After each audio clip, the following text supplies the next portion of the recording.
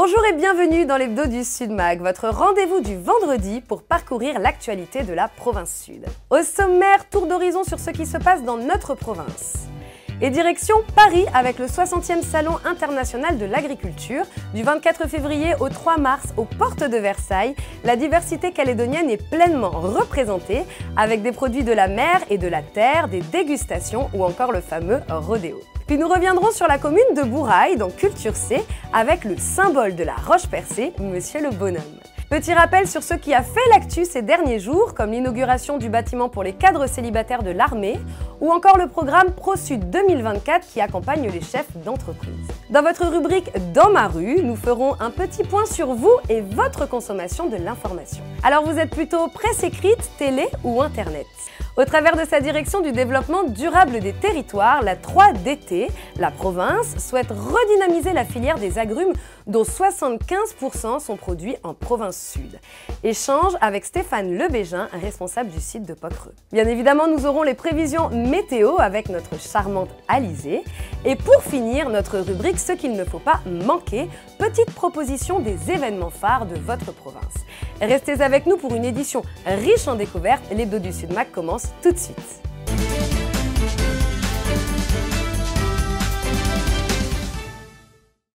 La province Sud, en partenariat avec l'agence d'attractivité Sud Tourisme, la Chambre d'agriculture et de la pêche de Nouvelle-Calédonie et la province des îles, a financé un stand dédié aux éleveurs et agriculteurs locaux lors du 60e Salon international de l'agriculture sur Paris. La thématique retenue cette année est « Savourer le bout du monde ». Une invitation à découvrir les saveurs venues du Pacifique. Avec l'affluence de 615 000 visiteurs l'année dernière, ce salon représente pour notre île une formidable opportunité pour mettre en valeur le savoir-faire calédonien. Pour la deuxième année consécutive, la province Sud participe au Salon international de l'agriculture à Paris. Forte de son expérience passée, la délégation calédonienne revient en force. L'idée bien sûr est de promouvoir le patrimoine agricole et culinaire de l'île. Les professionnels du caillou y ont amené leur savoir-faire et ont fait briller le terroir parmi des centaines d'exposants. L'opportunité aujourd'hui, c'est d'ouvrir les produits calédoniens au monde. Donc c'est via ce salon qu'aujourd'hui il y a une opportunité de mettre en avant la Calédonie, notamment dans son savoir-faire, dans sa production locale.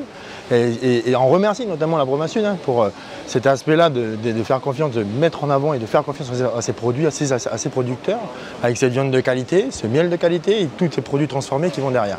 Et sachant qu'aujourd'hui on a vraiment une dégustation et on voit le public parisien qui est très friand de la charcuterie calédonienne, qu'aujourd'hui on ne peut pas la vendre, mais on peut la faire déguster. Et je pense qu'aujourd'hui il y a vraiment quelque chose dessus qu'il y a à faire pour que demain on puisse l'écouler dans Paris. Bon, évidemment, ça ouvre des perspectives.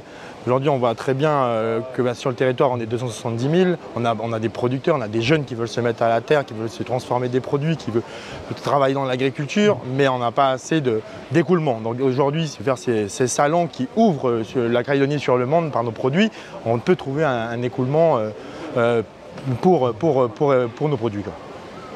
Évidemment, notre présence au Salon de l'agriculture, ce n'est pas que pour faire goûter les produits calédoniens, c'est de la diplomatie économique.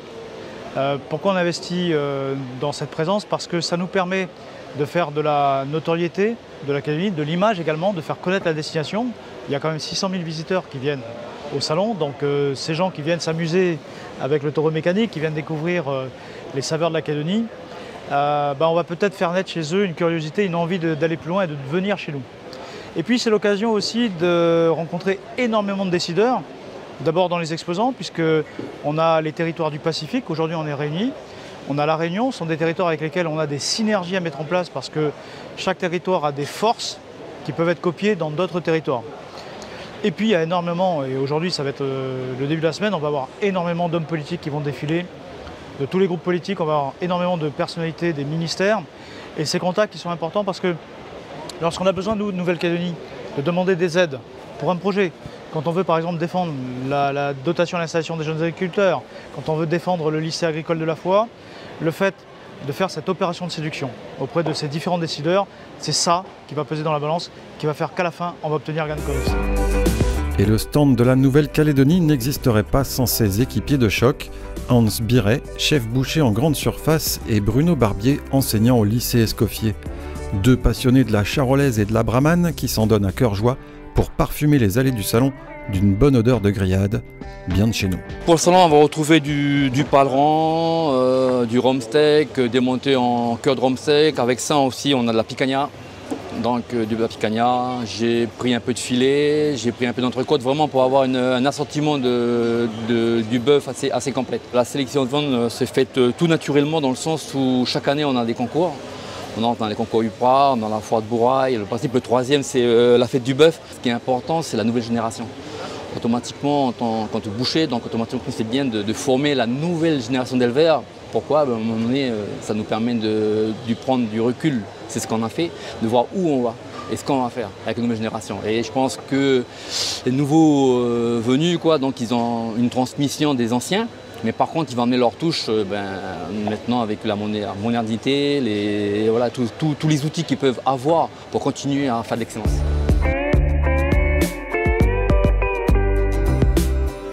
Alors, le partenariat avec la province sud est parti simplement par un coup de téléphone passé par le chef boucher d'une grande surface de Nouméa, qui est un copain d'enfance, qui est un copain de scolarité du lycée Escoffier, qui m'a sollicité pour l'accompagner dans ce nouveau projet. La province sud souhaitait être présente sur le salon de l'agriculture et ils avaient besoin de quelqu'un pour cuire les viandes, pour mettre en avant les produits.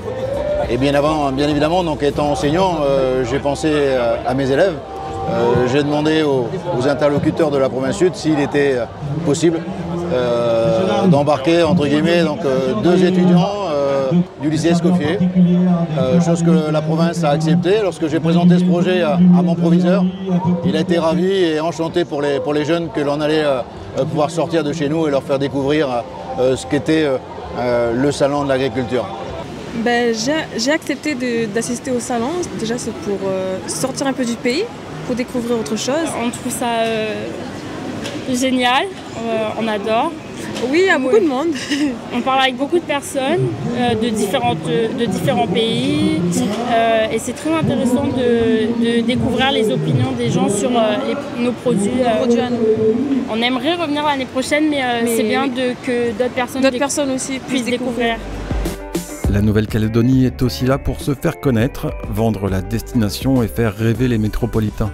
Représenté par Sud Tourisme et Jean-Gabriel Favreau, le stand propose des jeux concours avec notamment 3 billets d'avion à gagner. Il y a un fort intérêt pour Sud Tourisme à être présent au Salon de l'Agriculture parce que le Salon de l'Agriculture, c'est l'événement le plus populaire en métropole. Ça offre donc une véritable vitrine pour la province Sud et la province des îles. Alors je dis province Sud et province des îles, la province Nord était invitée aussi. Ils n'ont pas souhaité venir, donc à l'initiative de Sonia Baquès, Jacques Lallier et la province Sud sont venus. Et nous sommes présents aussi pour présenter ce qu'on fait de mieux en province Sud et en province des îles. Le Salon de l'Agriculture, c'est jusqu'au 3 mars, porte de Versailles à Paris. Et si vous ne pouvez pas vous y rendre, n'oubliez pas que vous pouvez au moins trouver ces excellents produits calédoniens pas loin de chez vous. Profitez-en. Culture C vous fait découvrir le bonhomme de la Roche-Percée sur Bourail, un site emblématique qui témoigne du patrimoine naturel et culturel de notre caillou.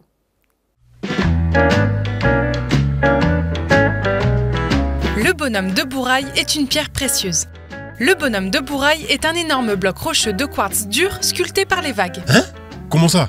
Mais le quartz, c'est une pierre précieuse, ça? Oui, enfin, ça dépend du type de quartz. T'as le quartz rose, l'améthyste, etc. Et t'as vu la taille du truc? Ça fait beaucoup de pièces quand même. Oui, enfin, si tu comptes détruire le bonhomme de Bourail pour des pièces, ça risque de mal finir. Hein. C'est un véritable symbole pour les Bouraillais et pour la Calédonie entière. Oui, non, mais ça va, je rigole. Ouais. Et tu savais qu'il y a une légende kanak ancestrale autour du bonhomme de la Roche-Percée? Ah, wow. La légende dit que les défunts rejoignent le royaume des morts après avoir franchi la porte d'une grotte sous-marine. En arrivant face au célèbre trou de la falaise, l'âme du défunt est jugée par les anciens. Lorsqu'elle arrive ensuite devant le bonhomme, celui-ci vérifie chaque oreille. Si le lobe n'est pas percé, alors l'âme est jetée aux esprits malins, les serpents et les requins. S'il est bien percé, le défunt peut alors rejoindre le royaume. Même de nos jours, après un enterrement, certains vieux disent qu'ils entendent le bruit du défunt se jetant dans les flots pour rejoindre le paradis des morts. Bah, tu vas où? Je démarre me faire percer les oreilles. Hein? Mais pourquoi ça t'a piqué? Moi je veux pas finir jeté aux requins et aux serpents. Hein. Ce qui a fait l'actu. Hier, jeudi 29, la Direction du développement économique et du tourisme a organisé un café speed meeting. À l'écoute des enjeux du secteur du tourisme, le PPAT, le programme de professionnalisation des acteurs du tourisme 2024, aide à développer, adapter et renforcer les compétences techniques et comportementales des différents acteurs avec des outils de formation et d'accompagnement. Un format innovant pour échanger sur leurs besoins. Mardi dernier, le général Yann Latil, commandant supérieur des forces armées en Nouvelle-Calédonie, a inauguré le bâtiment dédié aux cadres célibataires au quartier bataillon mixte du Pacifique à la Pointe de l'Artillerie. La cérémonie s'est déroulée à l'occasion de la visite en Nouvelle-Calédonie du général Mabin, chef de la division emploi de l'état-major des armées, en présence de Gilles Brial, le deuxième vice-président de la province sud. Ce bâtiment a été réhabilité par la direction d'infrastructure de la défense de Nouméa. Zoom sur le programme ProSud 2024 qui vise à accompagner les chefs d'entreprise TPE désireux de se former dans le cadre du plan de professionnalisation financé à 80% par la province sud. Ce dispositif offre des coachings individualisés, des webinaires ou encore des tutoriels pratiques. Des programmes de professionnalisation sur mesure pour les accompagner dans leur développement et la réussite de leurs entreprises. La tortue Azedine a été relâchée à la baie des Tortues. Rappelez-vous, cette tortue verte avait été retrouvée échouée à Deva en fin d'année dernière. D'abord confiée à l'association Boara Tortue Marine pour les premiers soins, elle avait ensuite rejoint l'aquarium des Lagons le temps d'une convalescence de 6 semaines bien méritée. La réussite de ce sauvetage repose notamment sur la prise en charge coordonnée entre les différents acteurs membres du réseau Échouage. Passons maintenant à notre rubrique « Dans ma rue ». Cette semaine, nous faisons un point de situation sur notre façon de nous informer sur l'actualité. Aujourd'hui, pour accéder à l'information, nous disposons de nombreux supports de diffusion, des supports traditionnels tels que la presse écrite, la télévision, la radio ou encore les supports numériques par le biais d'Internet.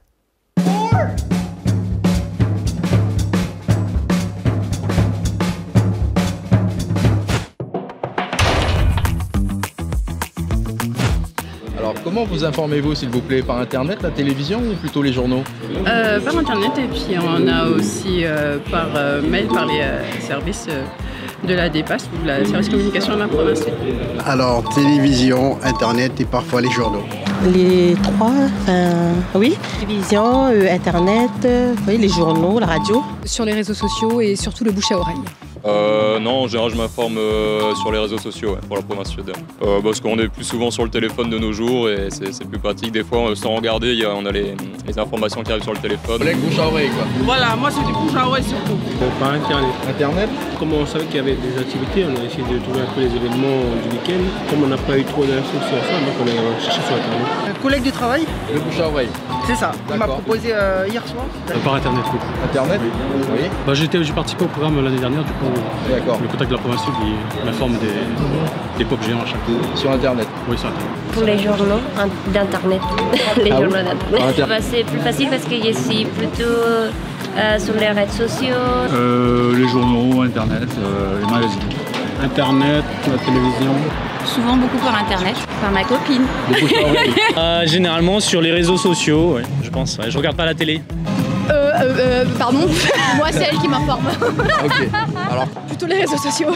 Oui, c'est beaucoup. vous y êtes plus souvent? Ouais. C'est sur le téléphone, quoi. Oui. Moi, c'est plus la radio. J'écoute la radio toute la journée, moi. Donc radio, pas... Internet, plutôt, ouais. Aussi. Un peu tout. C'est ce qui marche le mieux ici. Ça marche. Internet, Facebook. Tous les sites nous met à ma ville, tous les trucs comme ça, je suis. Donc plutôt Facebook. Les journaux. Les journaux et puis un petit peu Facebook, on va dire. Oui, sur les réseaux sociaux. C'est ça? Papa, il a pas Facebook. Ah, d'accord. Internet. Principalement? Réseaux sociaux principalement. C'est l'accès le plus facile. Internet, parce que je suis tout le temps sur Internet, toute la journée. Internet. Directement? Surtout Internet. Ouais. Pourquoi? Ouais. Plus facile, plus rapide. C'est le plus courant maintenant? Et le plus courant. Il y a tout.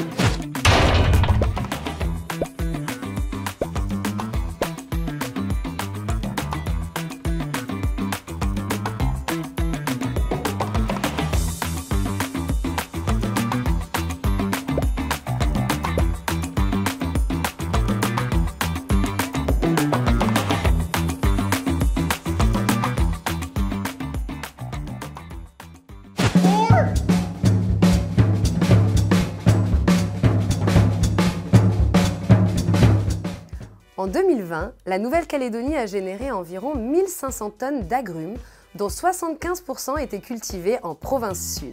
Cette filière, sujette aux caprices de la nature et confrontée à des vergers vieillissants, peine à assurer une production régulière et suffisante pour répondre à la demande du marché. L'Institut agronomique calédonien est en charge des recherches visant à accroître la production, en partenariat avec les institutions et les producteurs locaux. La province sud, à travers sa direction du développement durable des territoires, cherche à dynamiser cette filière en visant une augmentation de production de 600 tonnes d'agrumes d'ici à 2030. L'IAC, l'Institut agronomique néo-calédonien, accompagne le développement de la Nouvelle-Calédonie dans les domaines de l'agriculture durable. Depuis 1999, cet organisme de recherche produit des connaissances scientifiques, des innovations ainsi que des compétences humaines et techniques. Ici à Pau-Creux, près de La Foix, on fait pousser sur 90 hectares toutes sortes de fruits et de légumes, on teste et on détermine les protocoles adéquats pour accompagner le monde rural, local et régional. Sur cette parcelle, Stéphane Le Bégin teste une variété d'oranges plantée il y a tout juste 3 ans et qui présente des caractéristiques intéressantes pour la production locale. C'est variété Washington Navel d'orange, qui est une variété très précoce, et sur un porte-greffe qui permet d'avoir une production plus précoce. Et donc une rentabilité plus rapide de l'opération. Et comme les arbres sont nanifiants, déjà ce sont des vergers piétons, plus besoin d'échelle pour récolter, on est en plus grande densité, et le travail de taille est moindre par rapport à... Et beaucoup moins de dégâts au vent cyclonique. Et beaucoup moins de dégâts avec les cyclones. Ouais, on sécurise la production. Sur cette autre parcelle, la collection d'agrumes de l'IAC. Donc là, on est au début de la parcelle, on est dans les quartiers des oranges, avec des variétés très précoces, de saison et tardives. Et à gauche, on est plus sur les variétés acides, donc de diversification. On va retrouver de la lime, des citrons, des combavas, du cédrat, de la bergamote, du calamondin. 65 variétés différentes d'agrumes se côtoient. L'IAC veille à enrichir et maintenir ses collections. Cela permet de garantir la qualité des végétaux et d'empêcher l'introduction de maladies ou de ravageurs. La collection de Pau-Creux, elle sert à satisfaire le marché local. Donc on a beaucoup travaillé sur l'étalement de la production, la qualité et aussi en termes de rendement, la quantité. Voilà, donc c'est dans un premier temps pour les besoins de la Nouvelle-Calédonie. Mais on est aussi une base arrière pour la région Pacifique, puisque nous exportons aussi ces variétés au Vanuatu, à Tahiti et dans la zone Pacifique qui pourrait nous demander les variétés. Pour sa production d'agrumes, l'IAC de Pau-Creux travaille en collaboration avec le conservatoire de l'INRA CIRAD de Corse. Les greffons sont importés directement de là-bas, puis testés sur site en conditions réelles. Ces opérations sont soutenues financièrement par les institutions locales, dont la province sud, jusqu'à diffusion du matériel végétal chez le producteur. On est partenaire de l'IAC, on a besoin de l'IAC car ce sont les garants de la collection d'agrumes du territoire. C'est eux qui conservent les collections, qui les indexent pour nous certifier qu'elles sont saines. C'est aussi l'IAC qui, au cours de ces 30 années d'existence, a mis en place les techniques que l'on diffuse auprès des producteurs. Donc comment bien préparer son sol, quelles sont les densités de fruitiers à respecter, quels sont les risques, quelles sont les variétés les plus adaptées à notre climat et quelles sont leurs productivités. C'est grâce à eux qu'on est capable de diffuser ce savoir et de le faire fructifier sur le terrain. Stéphane Le Bégin et ses équipes travaillent également sur une espèce de citrus unique, l'Oxanthera, un arbre endémique à la Nouvelle-Calédonie, découvert en 1860. Cette variété d'agrumes a su s'adapter au climat chaud et sec de l'ouest calédonien et fait aujourd'hui l'objet de recherches. On contrôle la génétique, c'est-à-dire qu'on va contrôler à partir de la fleur ouverte le pollen que l'on va mettre pour créer la variété. Ce programme Oxanthera, donc là on en est à l'identification, mais de ce qu'on sait, c'est qu'on a une très grande diversité génétique. Pour le moment, nous ne travaillons pas encore sur les phytophilières, mais c'est un sujet d'avenir pour les prochaines années, pour les prochains chercheurs, les jeunes générations, qui pourront travailler à la création variétale de nouvelles variétés qui pourraient être soit plus adaptées parce que moins consommatrices en eau, ou soit qui pourraient créer des phytophilières en termes d'arômes ou substances naturelles pour lutter contre, je ne sais pas, des insectes, des maladies, des ravageurs quelconques. À terme, l'Oxanthera pourrait donc offrir des débouchés prometteurs pour la Nouvelle-Calédonie. Pour l'heure, la production d'agrumes reste encore insuffisante pour couvrir la demande locale. En 2020, ce marché approchait les 1500 tonnes. Pour faire face à un verger calédonien vieillissant, la province sud souhaite redynamiser la filière et vise à renforcer la plantation de fruitiers au travers d'appels à projets. L'objectif, c'est de faire en sorte que les producteurs plantent pour rajeunir le verger calédonien et pour continuer à maintenir une production qui est en baisse. Et surtout, à terme, c'est d'arriver à l'autosuffisance pour les fruits. C'est un enjeu important et le contexte actuel nous le rappelle, hein, on est dépendant de l'extérieur sur bien des domaines et pourtant on est une terre d'agrumes. On a vraiment un potentiel de production car on a très peu d'agresseurs. C'est aussi pour ça qu'il faut faire très attention à nos frontières et aux ravageurs qu'on peut faire entrer. On a vraiment un potentiel de production énorme. Les fruits sont productifs, ils sont bons. Et on n'a pas besoin d'une forte technicité pour se lancer, donc on a vraiment tous les enjeux pour devenir un gros producteur d'agrumes. La production fruitière de Nouvelle-Calédonie atteint 5200 tonnes environ par an, ce qui représente 53% de la consommation locale. La province sud, soucieuse de sa sécurité et de son indépendance alimentaire, souhaite via ses appels à projets augmenter cette production de 600 tonnes supplémentaires d'ici 2030. Afin d'atteindre cet objectif, la collectivité aidera à la plantation de plus de 9000 arbres fruitiers, dont 7500 agrumes. Devons-nous sortir les parapluies ce week-end? Eh bien, restez avec nous pour le savoir, car le point météo, c'est tout de suite avec Alizé.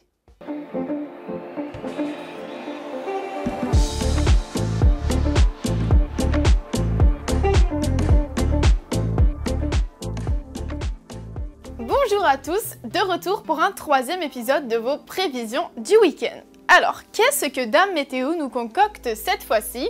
Eh bien, samedi, préparez vos meilleures lunettes de soleil car je vous l'annonce en exclusivité et on me dit à l'oreillette que le ciel sera aussi clair que l'eau du lagon. Enfin, on l'attendait celui-là. Les alizés de secteur Est ne seront pas trop forts puisqu'ils souffleront généralement autour de 10 à 15 nœuds. Vous et moi savez qu'ils nous ont habitués à pire.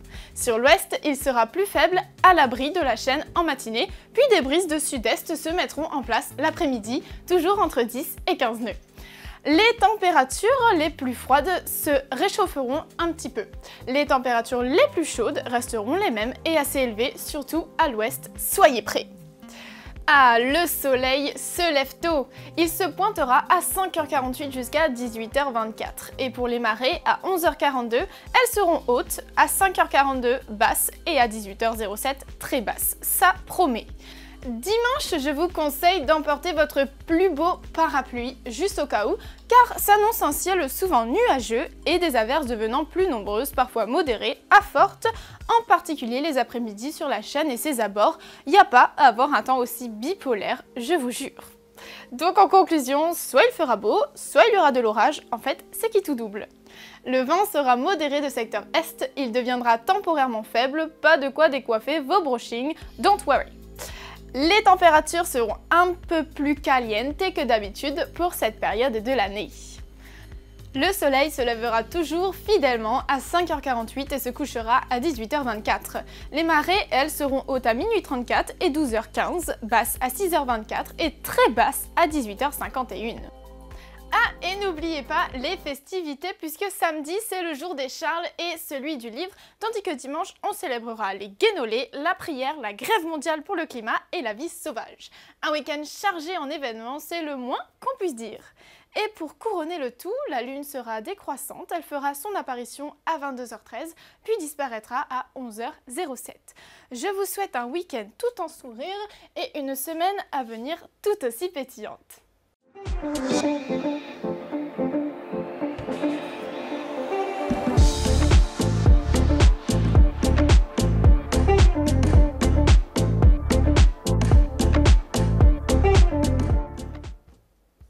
Enfin, ne partez pas sans savoir ce qu'il ne faut pas manquer ces prochains jours.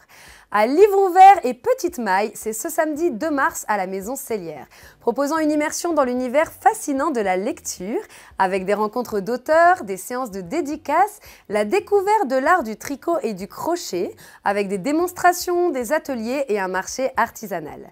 Au marché municipal de Dumbéa, situé au hall de Dumbéa Centre, vous trouverez une grande variété de produits frais et de qualité, directement issus des exploitations agricoles locales.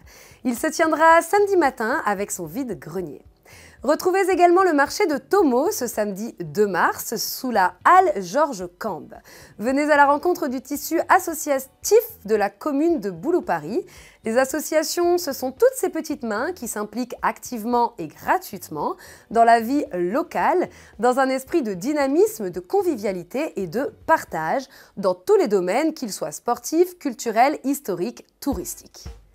La province Sud célèbre les 10 ans de l'inscription du site des lacs du Grand Sud à la Convention à Ramsar.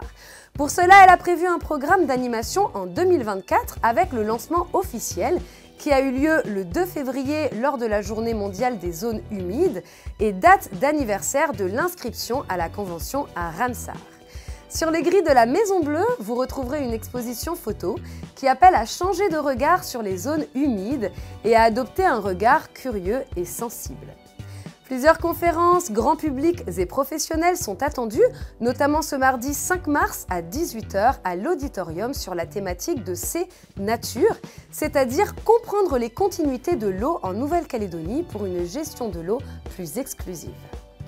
Nous vous remercions d'avoir partagé ce moment avec nous et espérons vous retrouver nombreux vendredi prochain pour une nouvelle édition de l'Hebdo du Sud Mag. À la semaine prochaine!